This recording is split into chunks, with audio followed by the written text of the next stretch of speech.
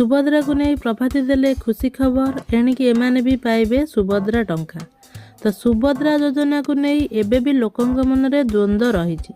जो माने सुभद्रा योजनार प्रथम किस्तिर टंका पाई नांती सेमानक पई एक बड़ घोषणा करिसेंती उपमुख्यमंत्री प्रभाती परिडा। तो वीडियोटी को एबे देखुथिले फास्ट लाइक कर दियंतु एवं आपण मानक अनुरोध वीडियोटी को शेष जाए देखंतु। आसंतु वीडियोटी को स्टार्ट करिबा। समस्त को मो नमस्कार, मो लिपा आपण मानक स्वागत करुछि मो यूट्यूब चैनल। तो समस्त बंडा महिला को मिलिबो सुभद्रा टंका। मालकानगिरी बंडाघाटी रे उपमुख्यमंत्री प्रभाती परिडा ए नै बड़ घोषणा करिसेंती।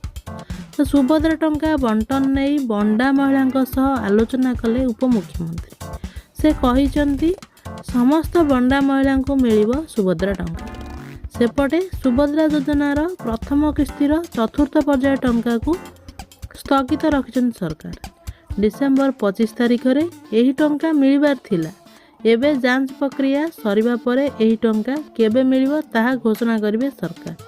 तो डिसेम्बर 25 रे मिलिबाकु थिबा सुभद्रा योजनार प्रथम किस्तिर चतुर्थ पर्याय को स्थगित रखिछन्ती सरकार।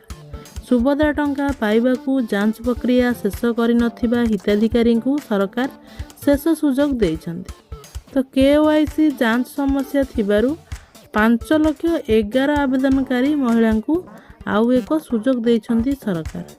केवाईसी अपडेट होई नथिबारु अटकिछि आवेदन।